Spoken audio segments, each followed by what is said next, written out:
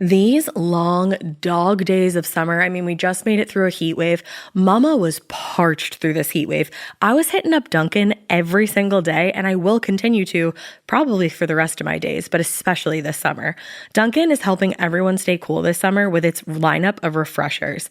These drinks are packed with bold, fruity flavors and served ice cold. It's amazing. Dunkin' refreshers are the perfect afternoon pick-me-up. I like to start my morning with them personally, and then sometimes I go back for a second one because I'm just feeling crazy. They come in a variety of delicious flavors, including fan favorites mango pineapple and strawberry dragon fruit. And then for a limited time, there's black cherry and there's pink pineapple.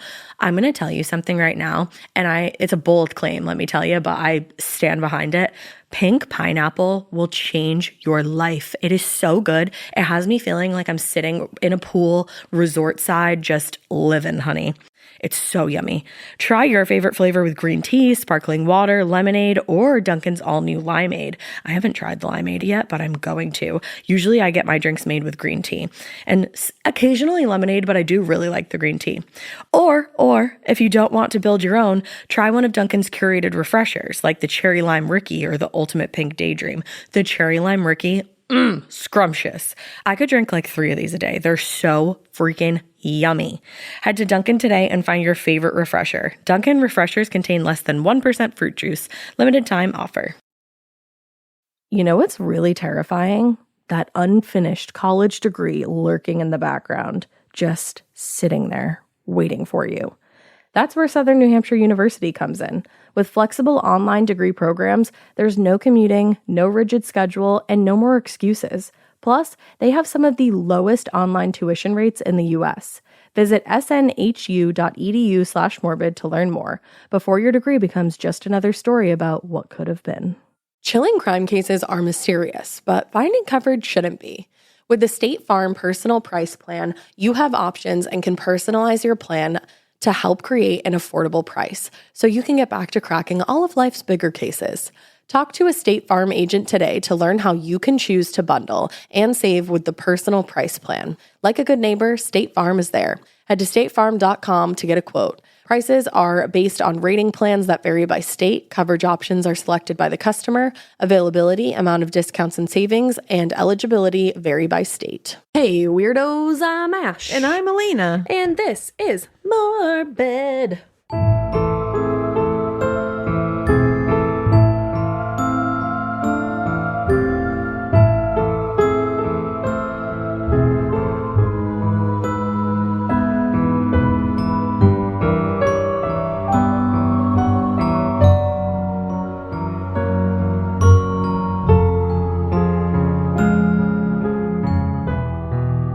We are finally at part 4, and I can't wait to get out of this because this guy sucks. Yeah, this has been a really tough one. Actually, this morning at the frickin' gym, because of this case, I was literally sharding myself and my little platform Uggs. No, I didn't wear those to work out. Wow. But so I wear like my little slippers when I'm going in because I want to be comfy on the ride there. Of course. But I'm parking in this red sedan. Ooh. Out of all the fucking parking spots around me, like all the parking spots everywhere, this guy parks in front of my spot in his red-ass car, staring at me. And all I could think of was Peter G.D. Sutcliffe, excuse me, and I ran inside of there, and Mama does not run. And in a red sedan. That's scary. My heart. I got into the gym and I work out with my friend, and I was like, "Look at my hands! Look at my hands! I'm shaking." I was very scared. Yeah, I don't love that. This is, you know what it is? This case, he's just awful, and he's so brutal, and just like how these victims were treated in the press is just like a real bummer, because it's like in the grand scheme of things, this was not the 1800s, like this was the 1970s into the early 1980s, and it's like that never should happen. Never, ever. But we've said it before that the police department did apologize, like put out a formal apology after he died. Right. And Richard McCann, who was Wilma McCann's son, he was 5 years old when she was killed. Oh my God. He like really led this. I really encourage you guys to like look him up. I think he's on like social media and stuff. He does a lot of good with this stuff. You know what I mean? Like he really is. And he's very outspoken about it, as he should be. And he was really the one like leading the charge to get that formal apology. Because they all deserved it. They were like super instrumental, like the victims' families, in making that happen. So good like for them. they're really fucking impressive. Hell yeah.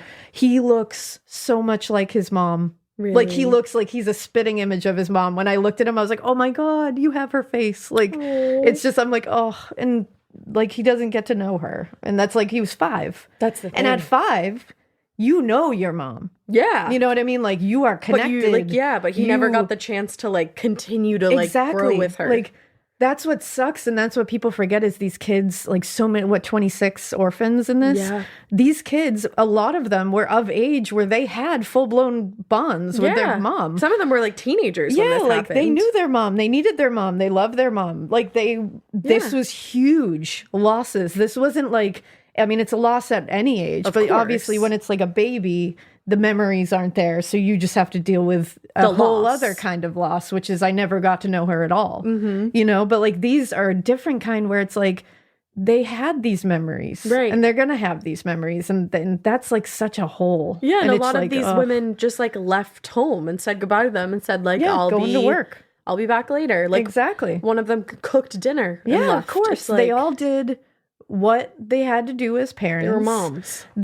And they left their kids like responsibly, like with babysitters, with family members, with, you know, spouses, with trusted adults. Yeah. And it's like, and then they were treated so shitty in the press. And like, that's the thing, like I'll get to it at the end, but Richard says something like, you know, like all these women were innocent, like all of them, including my mom. Yeah. And like, that's like, we need to remember that. So as we remember that, we're going to go into the final 3 victims, which the final 3 victims were not working as sex workers, which is what shocked everybody because he suddenly changed. You know, he had killed Jane McDonald, but who was the 16-year-old. But I think they were still confused about that. They didn't know if it was an accident that like, right. But it didn't make sense because like, there's just no real, like, obviously he just hates women. And that's like the real, so people really were looking for that pattern, but it's like, no. He just happened to be able to meet these women who happen to be sex workers because they were out at that time. And I don't think it is truly only about what they did for work. No, I don't think so either. He kind of admits such later. He tries to go back and say like he was on a mission from God to kill sex workers. But in his own confession, he says at one point, I really just started wanting to kill women. Yeah, I mean, even some of the women that he attacked in the first place, he just quote unquote thought they looked like a good time gal. Yeah, which it's like, explain to me what that means. What is that? Like, no, I present as a woman. That's what that is. Like I was out at a certain time. Right. That's what that means. Like you're an idiot. The other thing that's the thing that pisses me off because that's something that we've mentioned. Like you were just out at a certain time. Yeah. You have no idea what the fuck somebody's doing out. What if they could be out for any reason? They could be out because they just gave their parents some kind of medication that they needed and they're walking home, because they just had visitation with their child, they're walking home, like they could have had to run out to the pharmacy because they or someone they love in their house is sick, their child, and they had to run and grab a thermometer. They had to run and grab some medicine. And like maybe had a cute outfit on because they give a shit about what they look like and they feel good. Or they were out at a bar. Or they were out at a restaurant, or they were hanging out with friends. They can do whatever the fuck they want. They're grown-ass people. There's no woman curfew. It's ridiculous. And actually, Josephine, Joe Whitaker, our next victim, was coming home from her grandparents' house. Oh my God. Wow. I didn't even know that. Like, that's the thing. It's like you led right into it. That it's like they were doing any number of things, and none of which meant that they should be stalked and attacked, no matter what they were doing. They weren't doing anything that they deserved to be attacked, and that's the bottom line there. But Josephine Joe Whitaker was 19 years old in 1979. She was described as fearless, a generous and kind girl. She was known to be very confident and friendly and not afraid of speaking to new people. People later said that even if she was approached by a man that night, she would have never assumed they were approaching her for nefarious reasons. She just wasn't scared of anyone. Like she was very fearless. Hell yeah. And actually later, Peter Sutcliffe, in his confession, said she did not seem startled by me at all. Wow. And did not seem scared of me. She was just a badass. Yeah, she was just like, fuck you, I'm taking a walk. I'm walking home. Like, so, yeah. She worked as a clerk for the Halifax Building Society, and on this particular day, Wednesday, April 4th, 1979, she had actually received a new silver watch that she was eager to show off to her family. Oh. She decided to stop at her grandparents' home on her way back from work, but when she got there, her grandmother was at some church function, and she actually wasn't going to be home until like 11 p.m., which, like, go grandma. They were going off at church that night. But Joe decided to wait for her because she was like, I want to hang out with her. And when she came home, they had a nice visit together for about an hour, hung out, talked. Sometime around midnight, Joe said she had to get home. And her grandparents were like, no, why don't you stay here? They were worried for her safety. Joe insisted she was going to be fine. She told them, I'll get home safe and quick. Don't worry about it. Which breaks my heart. Yeah. So she headed away from Huddersfield Road and went towards the direction of Savile Park. Or Savile Park. I'm not exactly sure how to say it. As she walked quickly home, Peter Sutcliffe approached her out of nowhere. He asked her where she was headed and asked if she knew the time. She, again, was not intimidated by him at all. And so she let her eyes go to the clock tower to tell him what time it was. And when she did this, he hit her in the head with a hammer. And she fell to the ground and he hit her again and again. And when she had stopped moving, he dragged her away into the darkness about 30 feet away. He truly escalated here. I just want to say this really quick. This is pretty graphic, so I apologize. It's terrible. So he had with him this time a sharpened Phillips head screwdriver. What the fuck? When he had brought her into the darkness off the roadway, he stabbed her 25 times in the chest, stomach, thighs, and in her vagina. Oh. He brutalized her body. And then he just dragged her back out of the darkness into that field and left her there. It's unreal. Yeah. The next morning, she was found by a woman waiting at the bus stop on the roadway. She noticed something off of the roadway a bit of a distance away, and she initially thought it was just a bundle of rags. But she was curious, and she walked closer and closer to it. And as she got closer, it became clear that this was a body of a woman. She immediately called the police from a phone booth. And meanwhile, a bus driver had driven past the scene and also noticed what was going on. They didn't know exactly what they were looking at either, but something about it, they said it chilled their blood and just implored them to call and report it. Isn't it crazy how, like, even if you don't see anything, there's just a feeling that lingers with scary things like this? Exactly. Now, investigators showed up on scene and began to process. She was kind of out in the open. There are crime scene photos, and it's really shocking where he left her. They actually first thought she had been hit by a car and had been thrown or had crawled to where she was lying. But when they got closer, they saw the absolute brutality inflicted upon her, the stab wounds and the head trauma. What's even worse is while this is happening, Joe's brother David was picking up some newspapers in the area to begin his paper route. No. He passed by this chaotic scene on Savile Park Road, and he was curious what was going on. He saw a bunch of police. So he peeked into the scene, and he noticed a shoe lying on the sidewalk, and he immediately recognized the shoe as his sister's.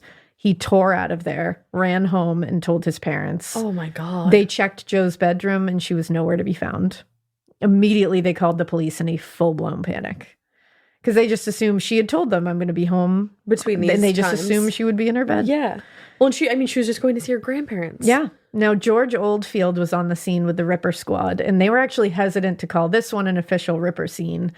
Again, Joe was not a sex worker, but the injuries lined up perfectly. There was no question here. Yeah, and it's all within the same proximity. Yeah. There were reports that she had been seen earlier in the evening getting into a Ford Escort, but all of this was kind of bumbled because they were paying a ton of attention still to those 2 letters we talked about last episode. That weren't even from him. They were still really focused on those, and those letters had made it seem like he was from the north.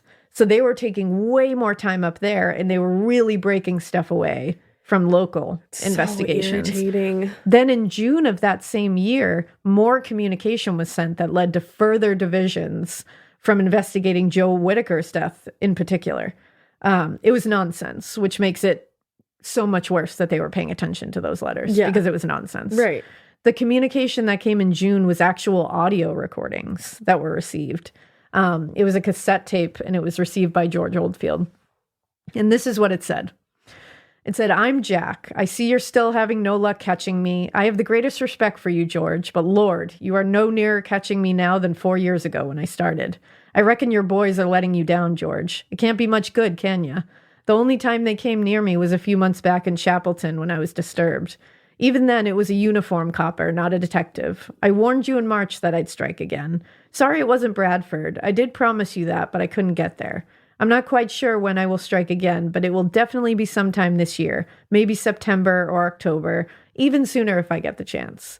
I'm not sure where, maybe Manchester. I like it there. There's plenty of them knocking about. They never learn, do they, George? I bet you've warned them, but they never listen. At the rate I'm going, I should be in the book of records. I think it's 11 up to now, isn't it? Well, I'll keep on going for quite a while yet. I can't see myself being nicked just yet. Even if you do get near, I'll probably top myself first. Well, it's been nice chatting to you, George. Yours, Jack the Ripper." Wow. And that was audio. Weird.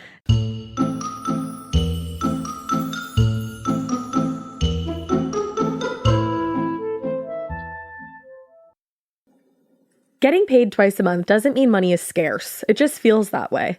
That feeling makes you do weird stuff, like putting things on a card you didn't need to. Earnin removes that feeling.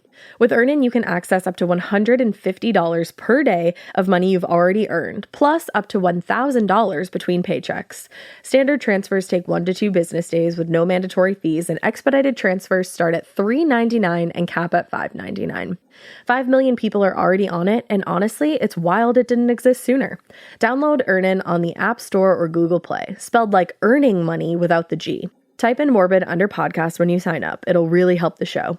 Earnin is a financial technology company, not a bank. Access limits are based on your earnings and risk factors. Standard cash outs take 1 to 2 business days with no mandatory fees. Expedited transfers available for a fee. Tips are voluntary and don't affect the service. Available in select states. Terms and restrictions apply. Visit earnin.com for full details. Every good detective needs a partner to support them on important cases. Think of a State Farm agent like your sidekick, there to help you along the way in your search for coverage. State Farm can help you choose the coverage you need, whether it's for your home, car, boat, or even RV. With so many options, it's nice knowing you have help finding what fits for you so you can get back to solving all of life's bigger cases. Go to statefarm.com or use the award-winning app to connect with a local agent and get a quote. Like a good neighbor, State Farm is there.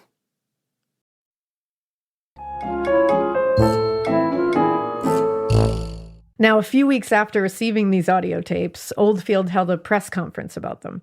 He played pieces of the audio. He released only parts of the letters to press outlets. He wanted someone to maybe recognize the voice or manner of speaking and give them some kind of lead to work on. It was clear to investigators that the accent on the tapes was a northern accent, and it was the only thing they really felt they had to go on. But this was terrible because investigators ran with this idea. Yorkshire police sent a shit ton of resources up north, started completely abandoning all the other investigations. This fucked local Ripper investigations completely, especially Joe Whitaker and the ones after this. Right. Even though the police were now moving resources and causing more issues for themselves and the community, the press was still on their bullshit as well. Yeah.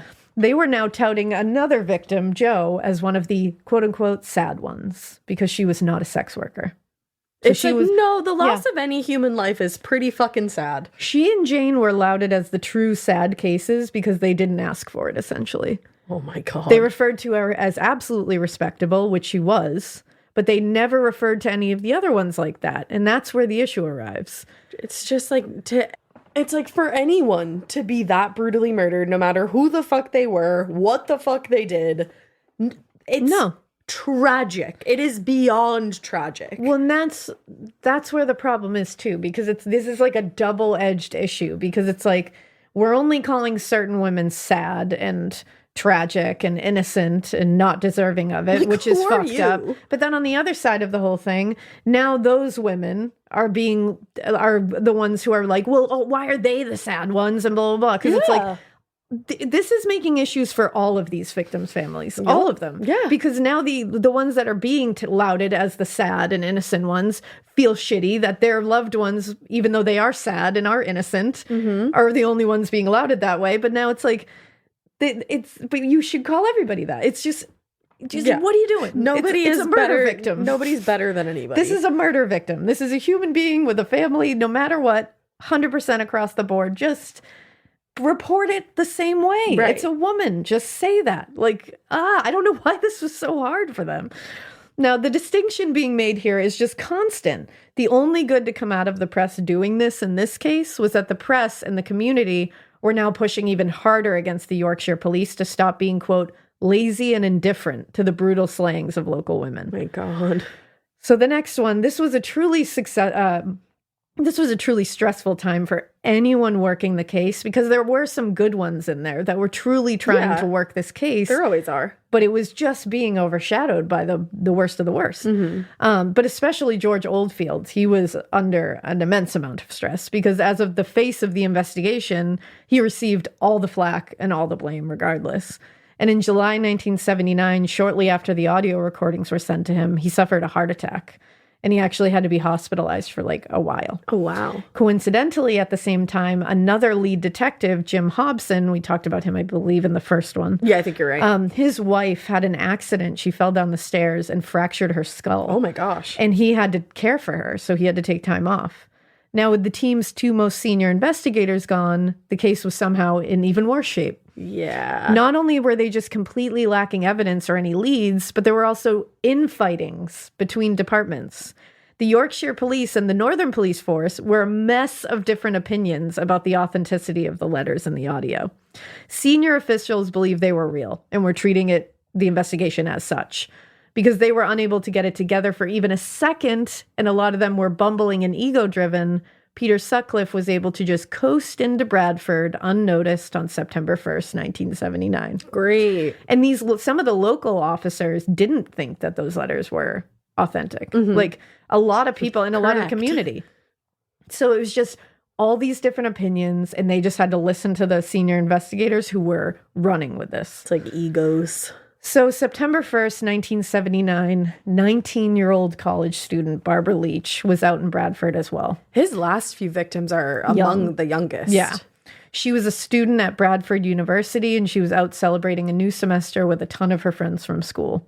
They were hanging out at Manville Arms, which was a pub that a lot of students went to on Great Horton Road near the university. They were just doing what college students do, eating, having a beer, listening to music, dancing, just hanging out. They went here a lot, so they knew all the bartenders. They knew all the people who worked there. And about 11 p.m. is when the place closed. But this group of friends, and including Barbara, they always made it a habit to stay later and help the owner, Roy Evans, clean and close the bar up. Wow. Yeah. They did this night as well, and they left around 12:45.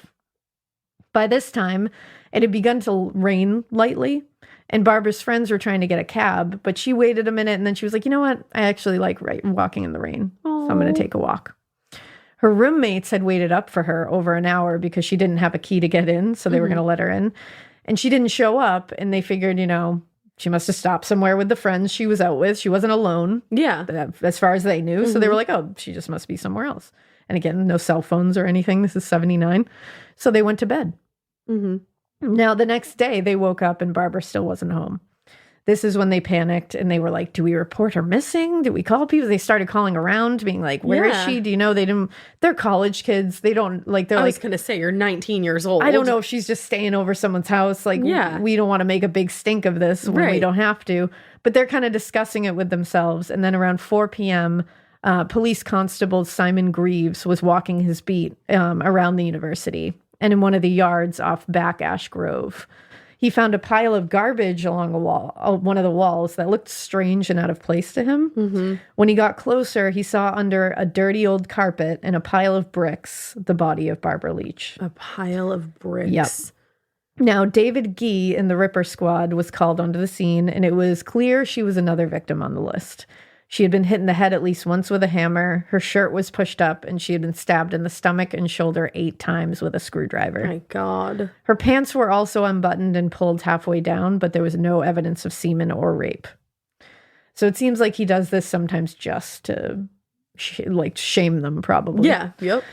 So investigator Gil Rain this was the guy that was lead in this area. He made another headquarters at the Bradford station. We now have probably like a dozen evidence incident rooms here. That's what I was spread just I'm out like, everywhere. Why are there 1,042,000 of these? And all of these incident rooms and evidence areas are spread out, so they all have different evidence in different areas that none of them are communicating. Like, yeah. Why is this happening like this? But he tried to gather the Ripper Squad, but most of them were up north, chasing the bullshit letter leads.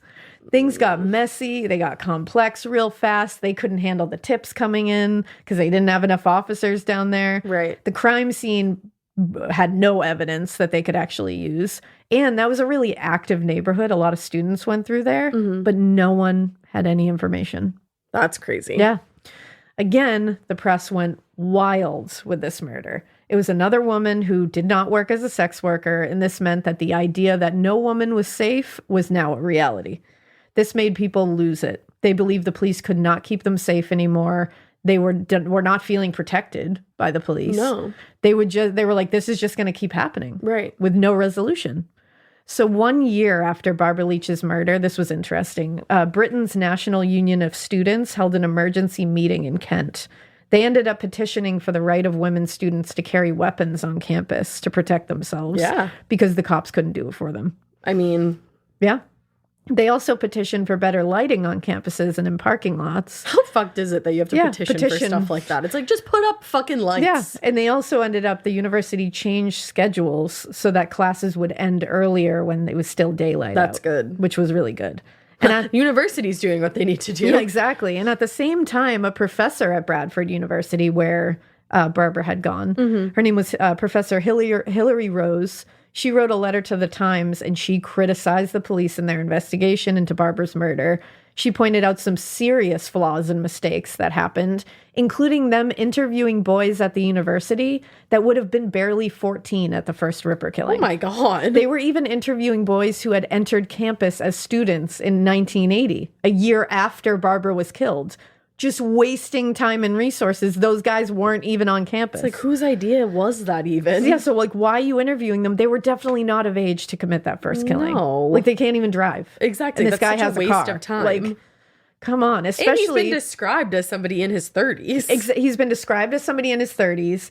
They talk about a car every single time. It's like, come on, guys. And he's they got a said full beard. they like a also- 14-year-old. The profiler thought he had like a wife or a partner at home. Like, it's Like, this is not... We're 12 murders deep and 7 attacks, or somewhere around 7 attacks deep. And you think this is a it's a 14-year-old? 14-year-old kid. like, come on. Guys, and it's wasting time and resources. And it's also like I'm sure some of these women were like bigger than a 14-year-old Of kid. course. Like, he's gonna overpower them. Yeah. And of course, it's because like the letters were not giving anything. Right. Like, this audio is not giving anything, and you're spending all your time doing that, all your time interviewing these children, essentially, that weren't even on the campus or near the campus when this happened. No.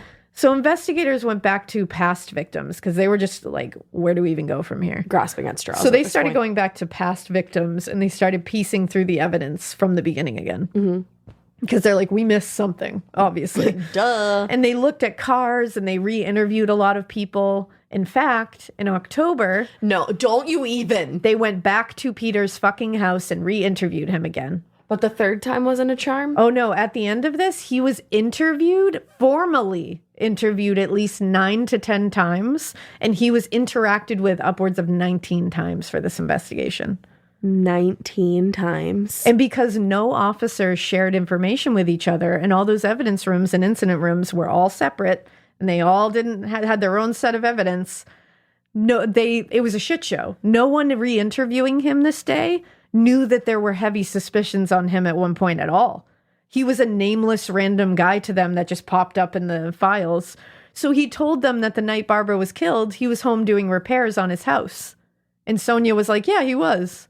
Because she didn't know what time that happened. Is she thinking, like, why have you been interviewed by police this many times? Well, she's like, I don't know. Like, because they were interviewing a shit ton of guys. So Right. he's probably telling her, like, I drive a car that looks like that. And that's Yup. why I'm going to be on this list. Or like, Yeah. I'm sure he's telling her things and she's like, okay. Well, and one time he was interviewed at work too, so she may not Yeah. have even known. But oh my God. Yeah. It's also like, does any of you have an instinct? Well, and none of them are really following up on alibis either. They're just taking face value alibis from these people who are like, well, I was just doing this. And they're like, cool. Like, do you think the killer is check going to up be on like, it. fuck, Yeah. you got me? Yeah, I guess I have no alibi. Like 90, I'm pulling that on my butt, but I'm like, Jesus Christ, so many of them have Yeah, alibis. absolutely. And then 90% of the time you check their alibi, boom, that's how you get them. It's ridiculous. Wow. So following the death of Barbara Leach, investigators continued their emphasis on the Ripper letters in an investigation in Northern England that would eventually cost more than £1 million. Weirdly, this led to absolutely not a shred of a lead at all. I gotta Shocking. go. I really gotta go. So Sutcliffe went kind of quiet for a little while until June-ish of 1980. So a few months at least. Because he felt it getting hot, I'm He sure. was feeling the heat. Now, and this is when police saw his car speeding on Manningham Lane. Mm-hmm. Now, remember, in October of 79, he had been interviewed again. Yes. June of 1980, suddenly police see his car. They don't know it's his car at first, speeding down Manningham Lane. So they follow him home. And they stopped him in his driveway and they talked to him and they found out that he was very drunk. Oh. And neighbors said that they could hear him like fighting with the officers about taking a breathalyzer that evening. Oh, shit. He was yelling. He was clearly drunk. He blew as such on a breathalyzer and was brought in and arrested. He was literally brought to the fucking police station and he ended up having his license suspended. And later they made him that would make him lose his job as a lorry driver when he was convicted. Oh, yeah. But at this time, when he was arrested, one of the officers who had spoken to Sutcliffe filed a report suggesting that the Ripper Squad look into Sutcliffe as a potential suspect. So at least somebody's got an One of these instinct. officers was like, something's weird here. Yeah. Maybe you should look at him. He was told that they had already looked into him and he was ruled out. They weren't going to talk to him again. Yeah, let's not re-interview anyone. So this officer is saying, something's telling me that we need to look further into them. And they're like, Are you kidding me? let's just look into those fake letters some more. Yeah, Yeah, totally. that seems more. That makes sense. So Wednesday, August 20th, 1980, only a month or so later, he was back at it again. 47-year-old Marguerite Margot Walls was leaving her job at the Department of Education and Science.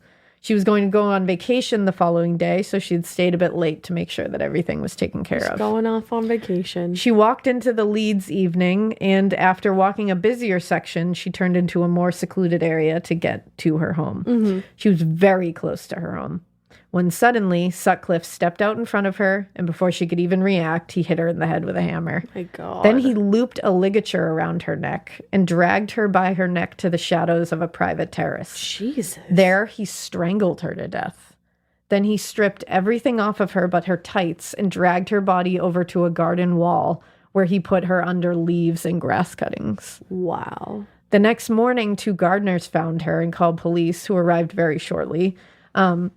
Detective Hobson was back on the case at this point, and he wasn't convinced this was a Ripper murder, which I understand that. Yeah, total change of Margot motive. wasn't a sex worker, and she wasn't stabbed. And she was also stripped completely and was strangled with a ligature, which was definitely all new for the Ripper. Yeah, he'd never used her. No. Was there one that had ligature marks around her wrist? There was some, I think there was some thought that could have happened, but it wasn't a... But this time it was for sure. And this and is they're around like, her neck. Exactly. Another headquarters was set up at Pudsy's police station. Because that's going Yeah. so well. And after canvassing the neighborhood, they turned up nothing once again.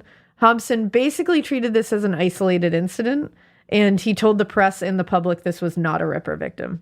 She was not a victim officially until Sutcliffe was actually arrested later. Oh, wow. And the ligature was found in his possession. He still had it. He had pieces of the ligature. Oh. He denied he killed her at first, but later confessed. Interesting. And said he wanted to kill a sex worker in Leeds that evening, but he had forgotten his knife and his screwdriver and had to make do with whatever he had in the car. And that's why that was different. Oh, okay. Just 1 month after this, he came back to Leeds for another victim. So now he's like boom, boom, boom, like month. He went to Headingley, which was not a typical location for him. It was suburban. It was well lit, trafficked very heavily, and kind of bougie a little bit. Bougie. Thank you. But on the evening of September 24th, Dr. Upadhyaya Bandara, I believe that's how you say it, I looked it up, a 35-year-old doctor from Singapore who was attending Leeds University on a scholarship from the World Health Organization. Oh my God. Yeah. brilliance, was visiting some friends and then had been on her way down Oldley Road to go home. She passed by a Kentucky Fried Chicken restaurant, and she said she saw a man staring at her. And he was in the restaurant, but she like staring out at her. And she was like, yeah, that it unnerved her. And so she kept walking and like hurried up a little bit. Isn't it sad that as a woman, like, you know exactly. Yeah, like, I gotta get out of here. Like, I feel something. She turned down Chapel Lane as a shortcut, and as she rushed to get down to the other street that was more lit, she was suddenly hit in the head with something and fell. So he ran out of that Kentucky Fried Chicken restaurant and ran up behind her to hit her. And there was no one else in this restaurant? He just must have rushed out of there. Wow. I have no idea. But Sutcliffe then looped a ligature around her neck and tried to choke her. But someone came out of their house hearing the commotion nearby, and he freaked out and left.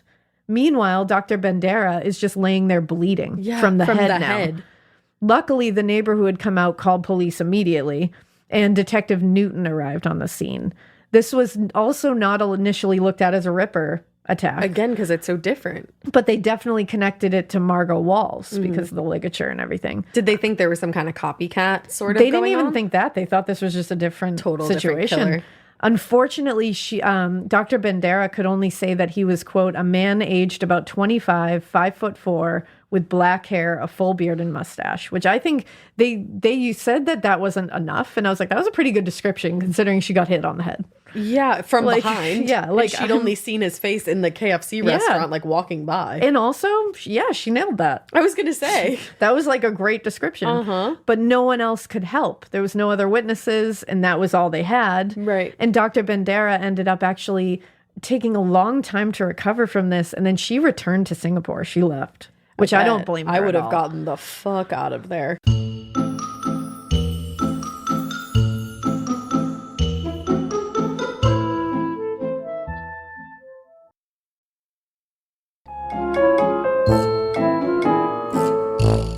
Now, barely over a month later, on November 5th, he was out again. Jesus. But now he's month. Yeah. And this time he was in West Yorkshire. And this night, he saw 16-year-old Teresa Sykes, who was out buying cigarettes. She had run out on the errand and was only 50 yards away from her apartment that she shared with her boyfriend and their infant son. Aww. He snuck up behind her and struck her with a hammer out of nowhere. She fell to the ground, and as she looked up at him, he hit her again. Ooh. He thought she would be unconscious because that was normally the case after the second hammer hit, but she was not.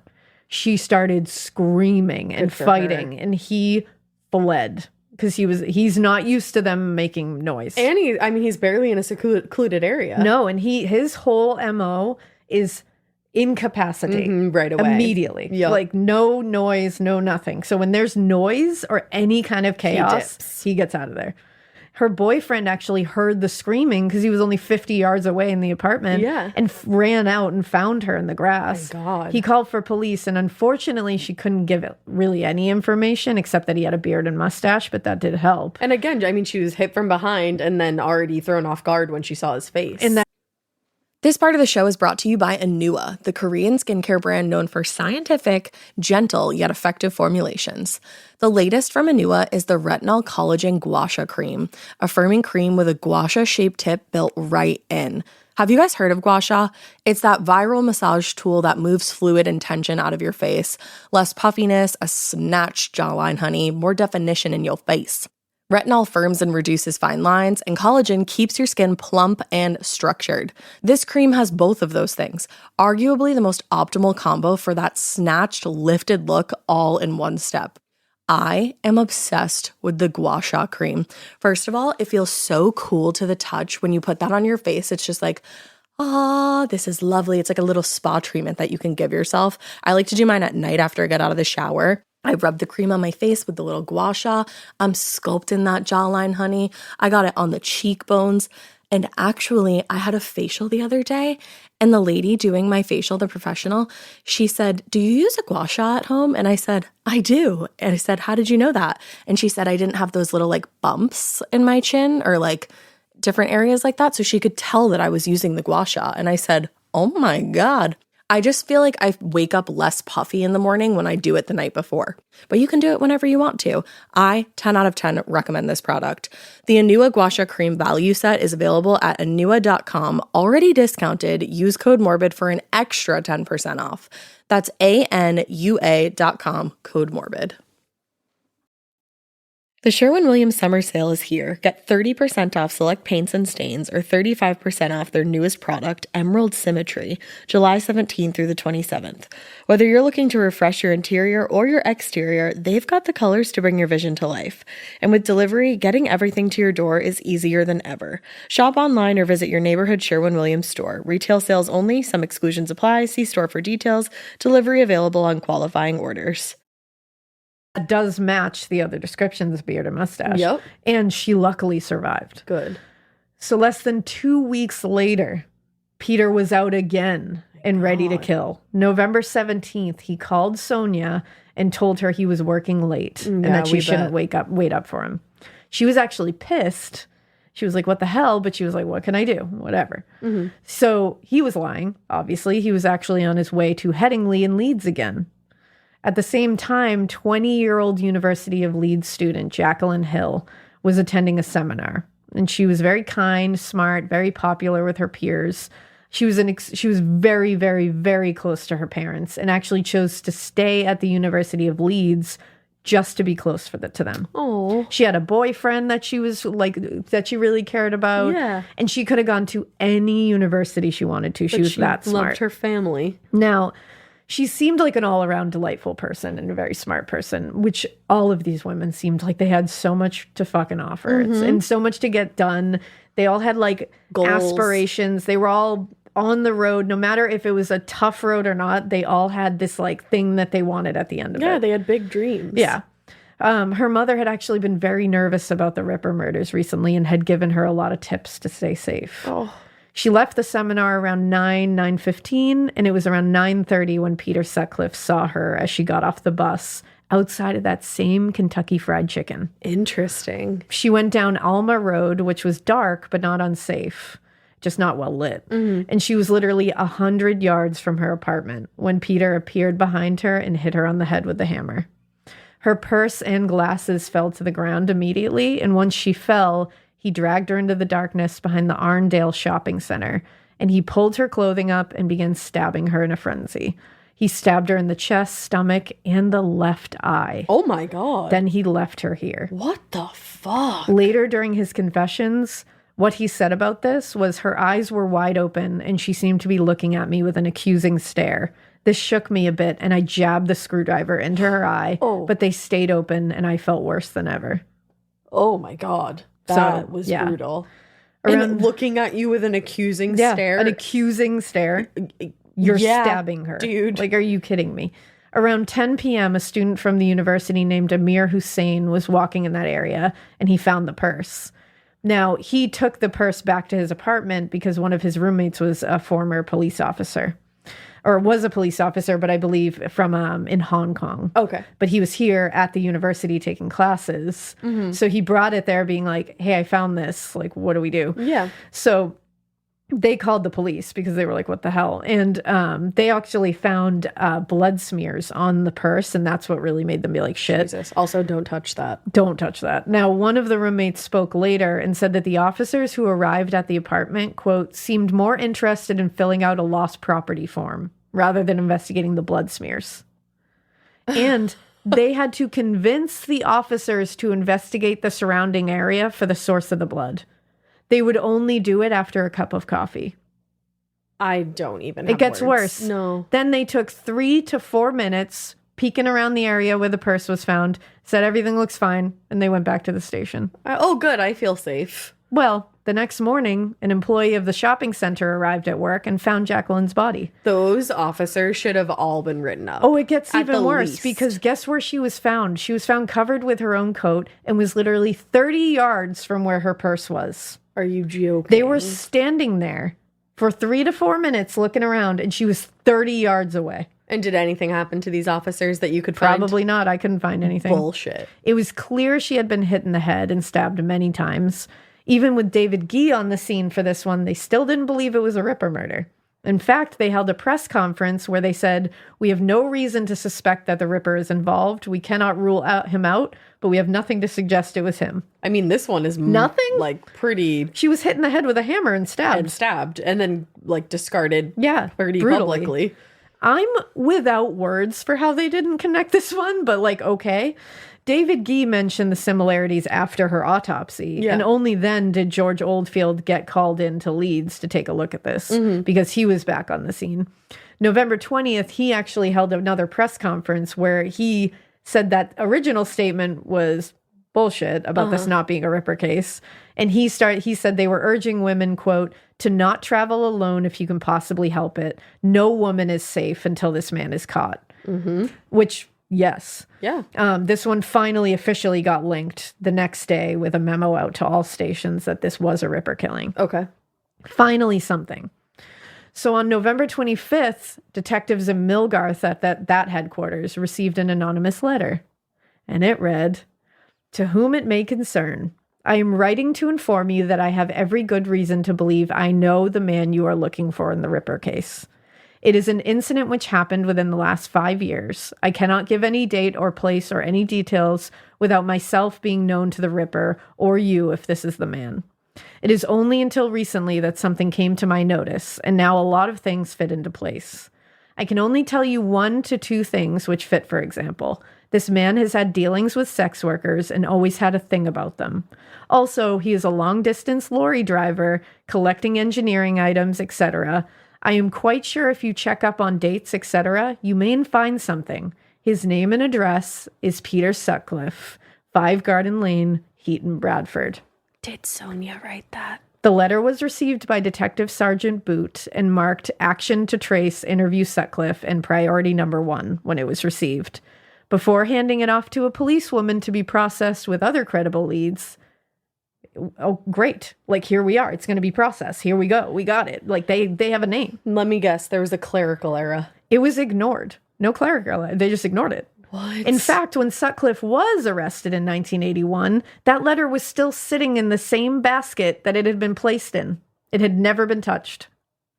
Oh my God. That letter was read, and then it was put in a basket and never moved again. And this is at least a year later, and it's still sitting in the basket. Wow. Somebody wrote in saying, I know this man but you need to look into this man. Address. Here's his name and address. And it is a name that you have spoken to at least 9 other times. And you left it in a basket? Do we ever find out who wrote that? That letter, Sonia, was written by none other than Trevor Birdsall. Finally, this motherfucker comes around, honestly. Trevor, who was in the car when Sutcliffe committed that first attack on that unknown woman who is never named with the rocks in a sock. Yep. Trevor, he was ready to lead police to his former friend who he just knew was the Ripper. Good. And he said, I looked back and I didn't want to think it was him, but too many things lined up and I could not live with myself. He came around. Good. Finally. When no one replied to the letter or followed up with him, Trevor actually went down to the police station himself in person, spoke to police and gave them an in-person statement about this. They took the statement, they filed it, but they never followed up on it or even passed the statement to any senior officer. How are you that careless? It was placed in a drawer and it wasn't seen again until after Sutcliffe was arrested in 1981. This is why people get the balls to do things like because this. Of this shit. This is exactly why. And this is what the police department apologized for when 20 he died. years later. Because they were like, that was bullshit. Actually, more than 20 years They were like, later. that was a lot of bullshit. And we're different now. And they literally are like, I promise, like we look into these things now. Now, at this point, investigators were still sold on the idea that the original hoax letters and the audio message was the real Ripper. You're spending a lot of time on like a random piece of paper and a random tape, like when you should really just be out on the streets talking to people and maybe looking at letters that you've already received. Yeah. But the public and a lot of professionals were not sold at all and were questioning what the investigators were fucking thinking. Right. So in early December 1980, Jack Windsor Lewis, who is a linguist, he examined the letters himself. Okay. And he actually publicly stated that he believed the letters were very much a hoax And he said, even though it is definitely, in his opinion, not the real Ripper, there was a possibility that they would be able to identify the writer by his characteristics, like spelling, punctuation, weight of writing. So he actually suggested and really urged the Yorkshire police to release the full letters to the public. Okay. Because he believed if you release that full audio and you release the letters, they are definitely connected. This is the same person, in his opinion. Sure. So we were looking for one person who has done a really fucking shitty thing and has derailed this entire investigation. Yeah. So put it out there. And he said, because there's so many specific things in each of these that are very specific to this person, he said, I think if you put them out there, someone will recognize him through that. And he said, that's how distinct I think they are. And even the voice, yeah. Yeah. But they did do that eventually, but not a lot was coming from it. Don't worry, though. They find out who it was. And does he get in trouble? He sure does. Good. Now, on January 2nd, 1981, Olivia Rivers had been working on the streets in Sheffield for a few hours when she came upon Peter Sutcliffe, a little after 9 p.m. Apparently, Sutcliffe had actually approached her friend, but her friend had actually denied him because she told Olivia there was something in his eyes that scared me. Wow. And she literally was like, no, I don't want your business. Like, no. Olivia apparently didn't think so. She said she wasn't scared of him. Okay. So she got in the car. He was just talking to her, she said. And he kept talking about his wife. And he was being strange. And she was just kind of like, So she was like, I'd really like to just get this over with and get the fuck out of your car. Yeah, like, what are we doing But here, while dude? they're talking and she's trying to convince him, like, can we hurry this along? A police officer pulled up behind them. Sutcliffe told Olivia immediately, you have to say you're my girlfriend. And she was like, okay. So the police approach. Olivia knows this isn't going to work because Sutcliffe had a phony registration. He had stolen a registration. Oh my God. So that's bad. But the officer recognized Olivia. Like she had been arrested a few times for solicitation and all that. So she knew. She was like, I'm not going to say I'm your girlfriend. They know me. She's like I literally know that guy. Yeah, she was like, they know I'm not. So she was just like... But she was like, that's weird that like why would I need to say that? They were both arrested. But before he was taken to the car in cuffs, Sutcliffe told Sergeant Ring, the arresting officer, I have to pee. So Ring let him duck behind a bush and pee. Then he came back and was arrested, which that comes back later. Just remember that he let him pee. He let him go off into the darkness and pee. Okay. And then come back. Okay. So Sutcliffe was interrogated for hours at the station, but it was about solicitation and about the stealing registrations. It wasn't about anything else. Sonia was actually, like, she called the station because she heard he was arrested. The police told her the charges were solicitation and stealing. Ooh, honey. But because of the recent murders, police had been told that they had to report all suspicious men who were arrested in the company of sex workers to the Ripper Squad and George Oldfield. Which Ripper Squad, though? Well, that's I think it was like the main one. That's the only smart thing they did was finally put that into place. I mean, that's just fucking like, I feel like I could come up with that. Exactly. But the next day, Sutcliffe was moved to Dewsbury Station and interviewed further.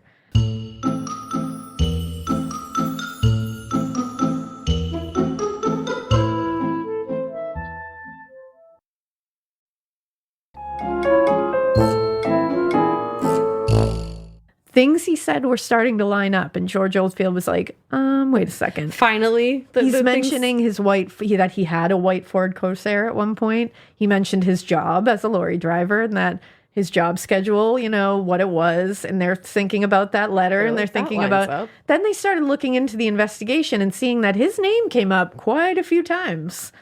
Finally. And then there was something that wasn't released to the public and didn't until after this. There was blood found on some of the victims, or excuse me, there was evidence found on some of the victims that was a rare blood type. Ah. And they found it at several of the scenes, but they were never able to use it. Guess whose blood type that matched? Peter Sutcliffe's. Peter Sutcliffe's. Who knew? Wow. So Sergeant Ring, the arresting officer, arrived at the station that night, and he's like, holy shit, I might have caught the Ripper. Like, that's wild. And he's like, ooh, okay. And then he's like, oh shit, I let him pee behind a bush before I arrested him. Then he was like, I actually think I heard metal hit the ground before he got in the police car. Oh, so he went back to the area. Why did looked. I not even think that he discarded something? Yeah, he looked where he peed. Need a boost? Sometimes all it takes is tapping into your inner cool. Icebreaker's gum helps you unleash the confidence within. Each chew releases a rush of icy flavor powered by cooling flavor crystals, sending a wave of refreshment to reinvigorate all your senses. Icebreaker's convenient pack fits everywhere, from car cup holders to backpack pockets, so you can find your cool wherever you go. Grab Icebreaker's gum online or at a store near you. Getting scared is one thing. Getting a thrill is, well, you want more of those in your life. The Genesis GV70 is built to thrill, baby. A thrilling yet elegant design always makes driving the GV70 an exciting adventure. Its powerful athletic stance screams performance and turns heads. Everybody's looking at you, girl, or boy, or whoever. Command the road and experience a class-leading standard 300 horsepower. Oh my God. Plus, discover the different dynamic drive modes for all different terrains. Choose between the different terrain modes for whatever road conditions you may encounter. The Genesis GV70's award-winning technology and performance lets you drive with comfort and drive with confidence all at the same time. It's an exciting SUV with intuitive tech that can make your ride smooth even when the road isn't. And its blind spot cameras allow you to see what's next to you. It's like having eyes on the side of your head. That's pretty iconic. Its performance, by the way, is measured not only in power, but in how it makes you feel confident, sexy. The Genesis GV70. Learn more at genesis.com and feel the GV70. He found a ball-peen hammer and a large knife on the ground. That fucker was able to ditch the murder weapons in front of the police. Wow. And Olivia was about to be killed. Can you imagine how she felt when she realized that? Thank goodness. That she wasn't. So now And investigators... her friend was probably like, I fucking told you. Yeah, she's like, I knew I felt something with this guy. Never doubted that girl's intuition. Don't doubt your gut. Or your Don't friends. doubt your gut. And if your friends feel something, at least listen to it. So now investigators are like, wow, so maybe he is our guy. And soon they discovered that all his alibis were shit and they fell apart. Wow, imagine if you had just followed up on the first one. And Sonia gave them the real deal on where he actually was on nights he claimed to be home. She was like, oh, no, he wasn't. Like, they were like, Sonia, he said that he was home on these days. And she's like, fuck, no, he wasn't. Oh, good. Yeah, she was like, I'm not going to sit here and lie for you. Like, fuck you. I thought you meant like she had lied in the past. Oh, and no. I was like, what? She, as far as I could tell, she told what she knew. Yeah, and that's it. Then she didn't know other stuff. No, when he said he was home with Sonia on the night he was arrested, she was like, no, he called me and said he was working late. Like, she was like, I'm not going to bullshit for you. Yeah, because she finds out what he's arrested for. She's like, fucking you. gloves are off, brother. So after days of being interrogated and the murder weapons being found and finally things starting to fall into place. Jesus Christ. Sutcliffe and he's still getting hammered, investigated. He finally looked at Detective Inspector John Boyle, who was the acting head of the Ripper Squad at this point, and said, I think you're leading up to the Yorkshire Ripper. And he said, and the detective was like, what about the Yorkshire Ripper? And Peter leaned back in his in the chair, looked at him and said, well, that's me. Ugh. So this fucker literally was like, guys, it's me. Like, even they weren't like, hey, we know it's you. It's like, dude, you had to, he was the one who had to say it. Are you kidding me, everybody? He made an almost 24-hour confession of all his crimes. Wow. Now, during this whole thing, he denied ever sending those letters or the audio. Yeah. And he said he never communicated to the press or investigators. He was like, I didn't want to get caught. Oh, so he never did send letters. He never sent any of them. Oh, okay. Yeah, those were not him. I thought you had said that he did send some of his own. No, he was, they thought he did. And they were really, that third letter especially, they really thought was him. The first two, they were like, that's a hoax. Definitely I not. was convinced it was a hoax. I was like, yeah. That third one, they were really looking at, but it was not him. He claims he didn't send anything. I mean, it does make sense. He doesn't want to get caught. Yeah, and he also said Joan Harrison, the Preston 75 that was mentioned in the letters, that they claimed responsibility for. He said that was not one of my victims. Okay. And honestly, like, why would he deny one if he really did it? Yeah. He admitted all the rest. And investigators still believed he was the killer of Harrison and actually were pretty convinced he had a partner for a little while. Oh. He didn't. Okay. And he wasn't. Okay. They did eventually remove her name from the official victim list, but it took a while. And They found her killer. Oh, okay, good. This even kind of contradicted their own belief during the original parts of the investigation because they interviewed Sutcliffe, like I said, over 9 times, and they said his voice and handwriting didn't match the letter and tapes. So that was enough for them to rule him out. But now they're still trying to say that, like, the guy who wrote the letters and did the audio tape is the Ripper. Like, they were still holding on to that idea. Even when he said he didn't do it, they were like, you wrote those letters and you sent that audio. But then there were things in the files that said Sutcliffe's words, like voice and handwriting, did not match. So how are you? Those are two conflicting ideas, guys. Like, right. Figure it out, y'all. The identity of the letter writer and tape sender went unknown until 2005. Wow. More than 25 years later. Damn, your ass was already out of high school. Yep. It was a man named John Humble. And his attorney said he was a substance abuser who thought the whole thing was just a joke. Oh, yeah, that's silly. He was charged with perverting justice, and fuck that guy.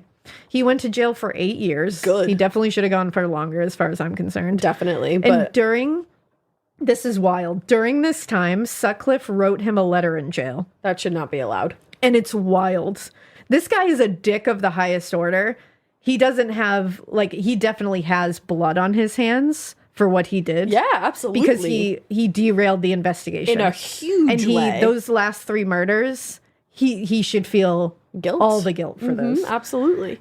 But Sutcliffe acts like because of him, those 3 girls died. No. No, that's not the case. He absolutely has guilt. And he derailed the investigation, and he had a hand in that happening and that in Sutcliffe not being caught. But his hand was not murdered those girls. Yeah, his hand was not holding a hammer. No. And it's like, and this is just one of those things where Sutcliffe is removing blame from himself and acting fucking high and mighty. It's John and it's God. Exactly.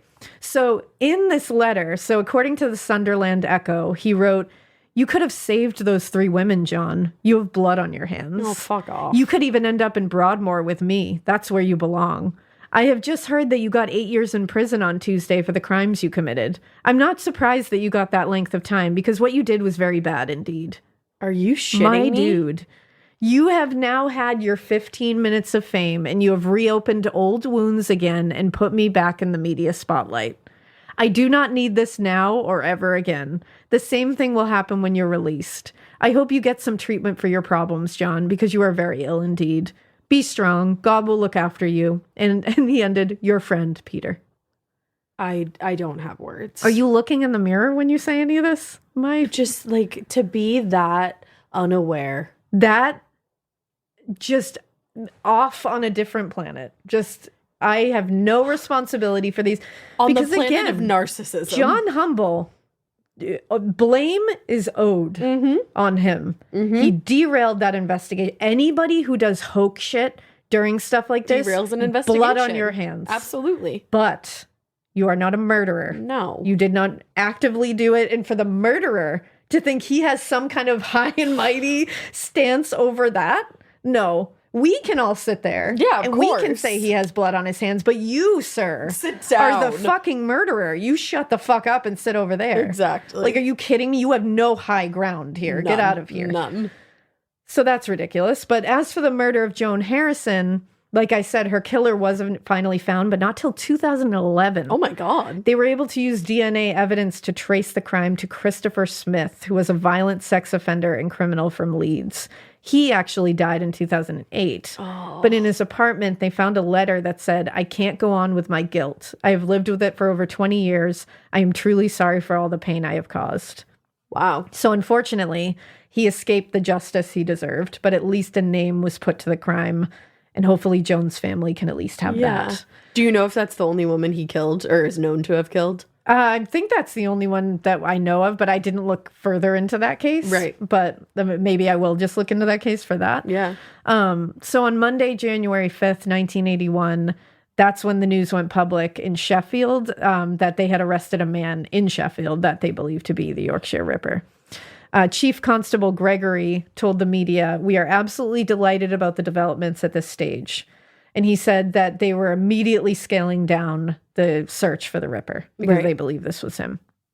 Now, Sutcliffe was held at Armory Jail in Leeds, and he was indicted for 13 murders and 7 attempted murders. Oh, God. He pled guilty, but his defense was going to be that he was temporarily deranged and would be putting forth a defense of diminished capacity. Yeah, I'm so sure. Now, he was very with it, very open, very detail-oriented when he was interrogated by the police, but as soon as he got a defense attorney, suddenly he was hearing voices and he Gee was not whiz. understanding and not getting it. It was a very clear shift. And he played right into it. He said he was given a divine mission from God to kill sex workers. And he said, I would have kept going if I wasn't caught. He was interviewed 11 times by a doctor, Dr. Hugo Milne, I believe it is, but it was a defense team doctor. And he testified that he had a schizophrenic illness, is how he referred to it. Now, just to be clear, Sonia was diagnosed with schizophrenia when she went through her time, when she was trying to go through school and had kind of a breakdown. Sure. She was diagnosed with schizophrenia, but she was managing her symptoms and she was going to therapy and she was thriving. Yeah. You know? But so this is interesting because so what they think later is that Peter was her primary caregiver throughout that whole thing. He knew what the symptoms of schizophrenia are. He knows what the outbursts would be, what the quiet periods would be. He knows how to imitate that. Yeah. He knows what it looks like. He's been doing this for years. That his wife actually suffered from that. Yeah. And he's using that for his own gain. Exactly. Now, Peter Sutcliffe's trial began on May 4th, 1981, and the defense he was going with, the mental illness defense, it was basically they had two psychiatrists. That first one, they had a second one who said that he was, he at times smiled, almost giggled when we were discussing very serious things. I think he's just an asshole who likes to kill women. Too. I'm pretty sure that's what it is. Like, let's be real.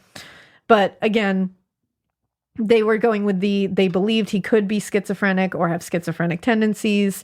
And they said that he was only killing women because he had hallucinations. Okay. But the prosecutor, Attorney General Sir Michael Hargreaves, he was like, no, I think these psychiatrists prompted him a lot during these interviews. And they had recordings of it. And they were like, yeah, I'm pretty sure you led him to that conclusion. And it's very clear. And he actually said all doctors do it. And he said, but some prompt a little harder than others. And you did. Yeah. He also pointed out that in the hours and hours of interrogations and interviews that this side of him never came out. Right, but exactly. Suddenly, after getting a defense team, he's a different guy with a different motive. Like, no. Imagine that. And again, they said he's convincing portraying someone with schizophrenic symptoms because he spent years living with a wife who was being treated for those symptoms. Sure. And he himself had to help her manage them. So no, the Crown was like, fuck that. And so maintained that he was just a cold-blooded, calculated murderer who had made this up because he knew he was going to, and this is literally a quote, by the way. This is a quote from the Crown. He was a cold-blooded, calculated murderer who has made this up because he knew he was going to go to the quote-unquote loony bin for 10 years instead of 30 years in prison. As further evidence, the prosecutor said that one of the defense's witnesses, Dr. Hugo Milne, actually acknowledged that he had caught Sutcliffe lying several times. Dude, you're going to sign off on that? And so he said, yeah, I guess it's pretty possible that he was lying about the hallucinations too. Yeah, if you caught him, if there's a precedent for lying, my guy. And finally, they pointed out, okay, if he's on this God-given mission to kill sex workers, what about the ones that weren't sex workers? Yeah. And the defense was like, well, he had mistaken those women for sex workers. Jesus Christ. First of all, explained, and they literally were like, explain to me. Why? How? Yeah. What was going on? Was it Jane in her gingham skirt, 16 years old? Ridiculous. Like, what was it? What exactly? And what was it that made you think the other ones, when you didn't initially walk up to them and strike a deal, what made you think those were? Yeah. What exactly is it? Is it a pair of pants that they're wearing? Is it a certain skirt they're wearing? Is it some way they wear their hair? What is it? No, it's their women. Explain it. But yeah, it was ridiculous. So basically, it just came down to the fact that Sutcliffe confessed. He confessed lucidly, clearly. He did not mince words. He did not say that he was having God hallucinations telling him to do this. And they also reiterated all the facts of him being completely different until that defense team got in his ear. And after a 6-hour deliberation, the jury voted 10-2 in favor of convicting Sutcliffe on 13 counts of murder. Good. So on May 22nd, 1981, he was sentenced to life in prison. Bye. The judge spoke right to him in that. I always in love the that. thing, and he said, quote, he was recommending, quote, an unusually long period of incarceration because I believe you are an unusually dangerous man. I hope that when I have said life imprisonment, it will mean precisely that. Mm-hmm. So, yeah. So he's sent there for life. And in the years following his conviction and sentencing, he actually bounced back and forth between Parkhurst Prison and Broadmoor Hospital. Okay. So he was treated for certain things. He also became kind of a target from other inmates. In 1997, his cellmate stabbed him in the eye. So that's interesting. Sonia Sutcliffe stayed in the house that they lived in on Garden Lane, but she did file for divorce, and they were divorced by 1994. She got remarried. I kind of love that she got the house. She just stayed in the house. Like, that's my fucking house. That was her dream house. Yeah, she's not going to let that man ruin it for her. And again, he ended up confessing to things that they hadn't initially attached to him before. So they believe the number could be even higher. Yeah, we don't even know that. And in December of 1981, Lawrence Byford was actually put on to lead an investigation into the investigation. So that must have taken some time. And he concluded that the investigators had made many errors, countless, he said, and they engaged in very poor practices that he said absolutely stopped them from stopping him earlier. Yeah, absolutely. And he said the poor communication between these departments was the number one error that they had. In the 5 years that he was active, again, he was interviewed at least 9 times officially. He was known to be in these areas. Yeah. He drove the cars that these people saw him in, but they set up all these different fucking evidence rooms everywhere. Mm-hmm. And none of them were going. There was no cataloging across the departments. So crazy. Things were thrown in a basket and ignored. Like, it's ridiculous. It's also nuts that was just 5 years. Yeah. Because sitting listening to the story, I'm like, this sounds like it was like a 15-year long period. Yeah. And he also pointed out that them putting so much emphasis on those letters and that audio tape significantly hindered them stopping him before he killed the final 3 victims. I totally believe that. And he actually said Sutcliffe was never regarded as suspect because of undue reliance on the Sunderland letters and tape, which served to eliminate him. It's outrageous. Like, at the end of it, it really was like this investigation cost a shit ton of money and it almost let him go. Yeah. Like, it almost let him go. A shit ton of money, so many lives. What would have happened had he not been pulled over with Olivia? Exactly. And in November of 2020, Peter Sutcliffe was diagnosed with COVID. And he died at University Hospital in North Durham. He was 74 years old. I hope it was fucking miserable. Brutal. And it was after his death that the police force apologized to the victims' families for how the case was handled, how their loved ones were spoken about in the press. The force chief at the time, Chief Constable John Robbins, said the language used at the time was, quote, as wrong then as it is now. Mm-hmm. He said, quote, on behalf of West Yorkshire Police, I apologize for the additional distress and anxiety caused to all relatives by the language, tone, and terminology used by senior officers at the time in relation to Peter Sutcliffe's victims. Such language and attitudes may have reflected wider societal attitudes of the day, but it was wrong then as it is now. Absolutely. A huge number of officers worked to identify and bring Peter Sutcliffe to justice, and it is a shame that their hard work was overshadowed by the language of senior officers used at the time, the effect of which is still felt today by surviving relatives. He said, luckily, those attitudes are consigned to history, and our approach today is wholly victim-focused, putting them at the center of everything we do. Good. Now, Richard McCann, who I spoke of before, Wilma McCann's son, who was 5 at the time, like I said, he was the one who really, he headed this up to get that apology. He said for her to be described as anything other than an innocent victim is just unacceptable. Of course it is. And he was quoted as saying, my mom and all those other women were completely innocent and deserve to live. Mm-hmm. And with that, the Yorkshire Ripper is dead. The police department apologized, and hopefully some of these family members got any kind of peace from it. You would hope for them. That is the Yorkshire Ripper, Peter Sutcliffe. Wow. Good fucking written. Another dissertation from Elena Irk. Oof. That was Truly. so Oy. just anger producing. Like, I'm so Truly. angry. Truly. The fact that so many lives could have been saved if they had just organized that, even slightly. Yeah. Even just like cut down a couple of those. Truly.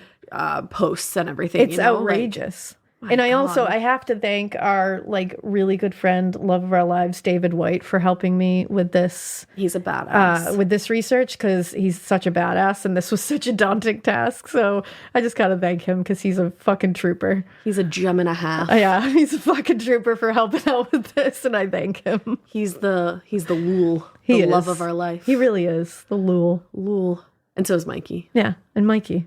Yeah. You know? We love some people. We have so many Luls. We do.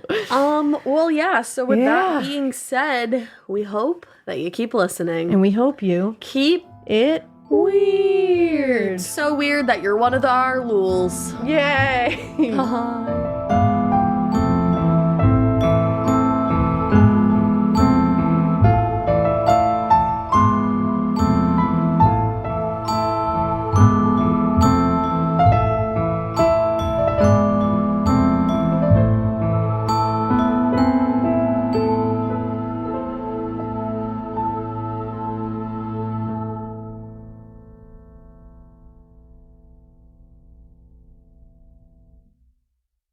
You wouldn't take financial advice from a 72 hours in a single day alpha influencer, would you? Same goes if you're in a car accident or any accident. Who you choose matters. That's why Morgan & Morgan exists. They're the largest injury law firm in America, and they've built a reputation by actually winning cases, not just talking about it. Over 1,000 lawyers across all 50 states and $30 billion recovered. Injured? Go to forthepeople.com/podcast. That's forthepeople.com/podcast. Traditional home security only alerts you after a break-in, and that's too late. Simply Safe is changing that. Stop. This is Simply Safe. Police are on the way. We don't just alert, we stop crime before it starts. Simply Safe, plan starting around $1 a day. Save 50% on your new system with professional monitoring at simplysafe.com/SXM or with promo code SXM. Outdoor deterrence requires a Simply Safe Active Guard outdoor protection plan starting at $49.99 a month. Visit simplysafe.com/licenses for alarm license information. Tennessee 2012.